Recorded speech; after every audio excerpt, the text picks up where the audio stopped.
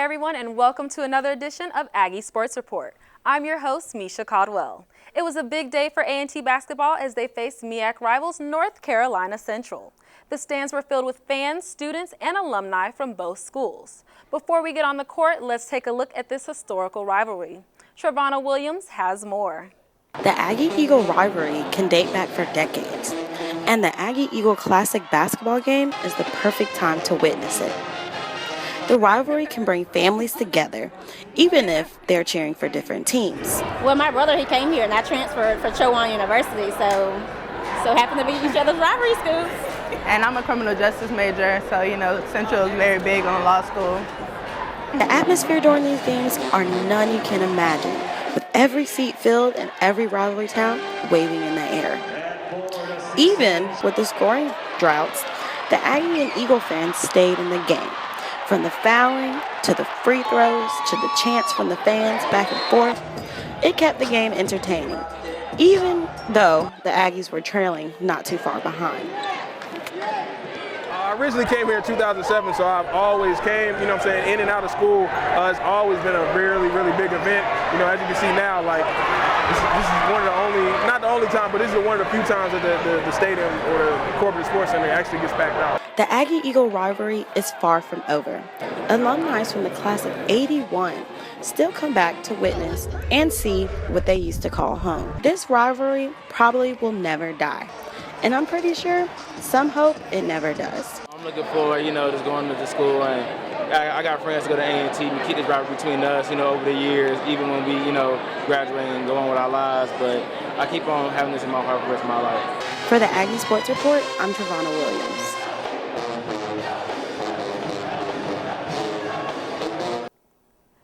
Thanks, Trevonna. We are going to cut to a short break, and when we come back, we will have results for both games. We had our own reporters, Alana Covington and Alexis Wainwright, live at the action. We will be right back. North Carolina A&T is playing against their arch rivals, North Carolina Central University. Stay tuned for this amazing game story. The Aggies head into their fan base most anticipated game as they host their arch rival, North Carolina Central. My name is Alexis Wainwright, and I'll be back with more on the story.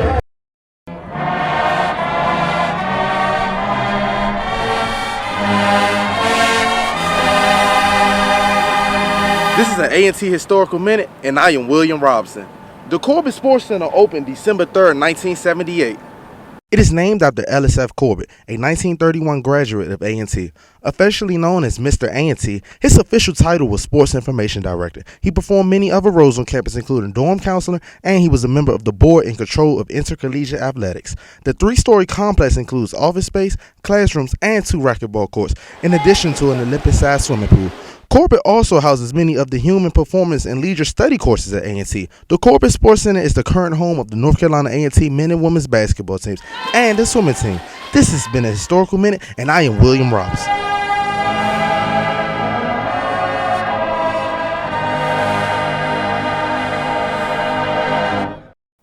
Welcome back to the Aggie Sports Report. The Lady Aggies started off the night at Corbett Sports Center as they faced rivals North Carolina Central. Let's pass the ball to Alana Covington, who has the story. Like most rivalries, the game started off very intense. Fans from all over were excited to see which women's team was going to take over Corbett Sports Center. 5 minutes into the game, the Lady Aggies had a 7-point lead from center Ebony Ross. The Eagles were determined to keep up as Tisha Dixon assisted Morgan Jones in a 3-pointer.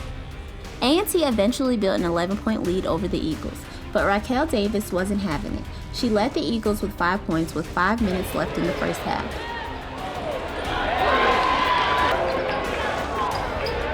Michelle Fitzgerald and April McCray contributed to the scoreboard with layups, ending the first half 5 points ahead of Central.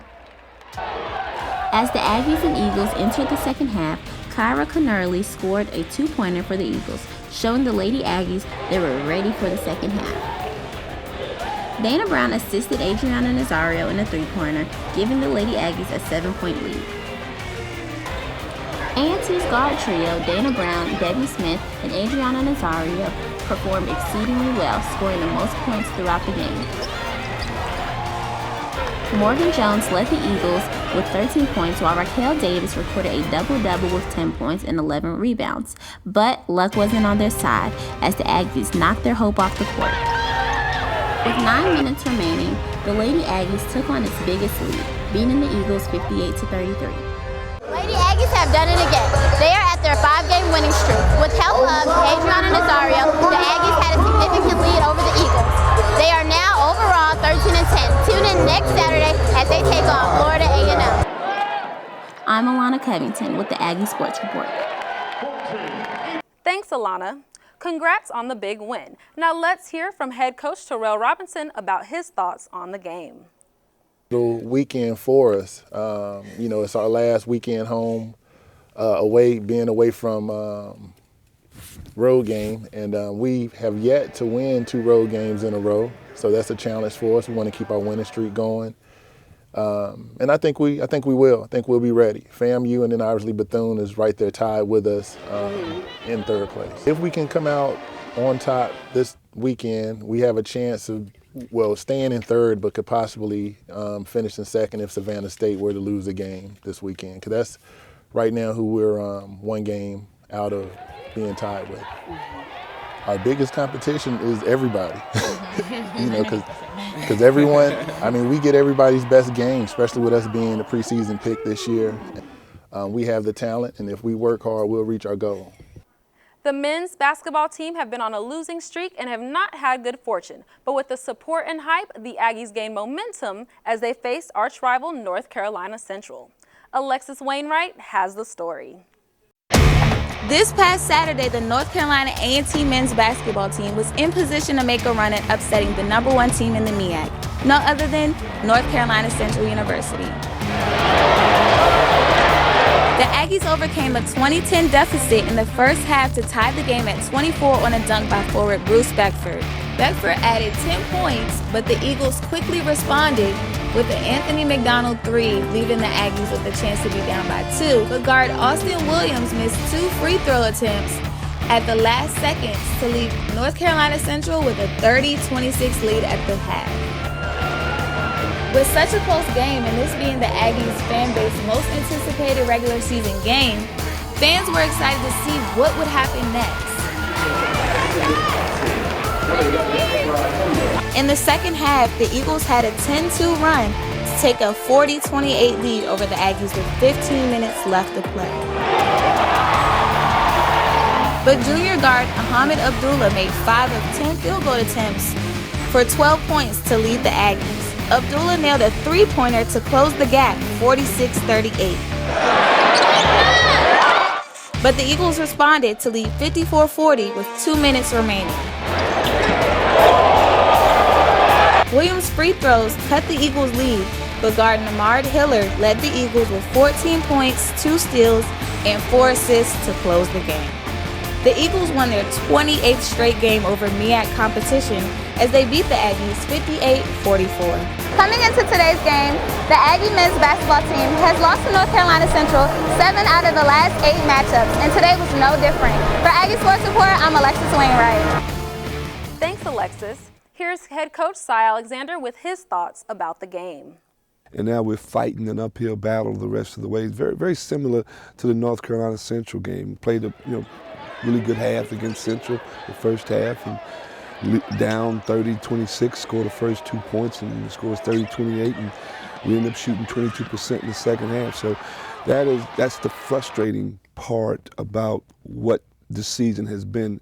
It's not about the effort or lack thereof of the young men. It's the fact that sometimes our offense abandons us, and we're not good enough not to go on these extended scoring droughts. I thought that we did an adequate job defensively.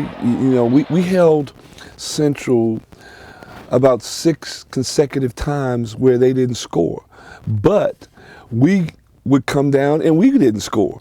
And when you're behind and you don't take advantage of that, consequently you don't have a chance to catch up and take the lead. So again, I don't fault our young people's effort on Saturday. I just thought that what has been our MO hurt us again. The lack of offensive productivity, and it's something that we just got to continue to keep working and practice. Try to stay positive. But again, I applaud the fact that our guys are not quitting. That's right. They're playing hard, and it's very frustrating as a coach. It's very frustrating probably as players when you're giving all you got, but the end result is still an L. We'll hang in there and see what happens in our next ball game. The men's and women's basketball teams head to Florida to play against Florida A&M in Tallahassee on February 14th, and then to Daytona to play against Bethune-Cookman on February 16th. Good luck and safe travels to our men's and women's basketball team. It was a historical moment for the Aggies as former basketball player Alvin Attles retires his jersey. We have to take a quick timeout, but stay tuned to find out more.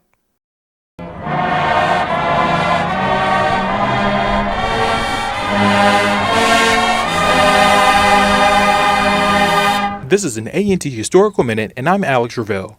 Bluford Library. To many students, the name is very familiar, but this is not the original Bluford Library. The original Bluford Library was built in 1955. The library was named after the university's third president, Ferdinand Douglass Bluford, who served from 1925 to 1955. The current Bluford Library, dedicated in 1991, cost $16 million. The library currently offers over 700,000 volumes and over 60,000 ebooks. The library also offers iPads, Kindles, e-readers, and more electronics to check out. On the second floor now contains a lounge for students to eat and drink in. The library is 153,000 square feet and can hold over 1,000 students comfortably. I'm Alex Ravel, and this has been the A&T Historical Minute.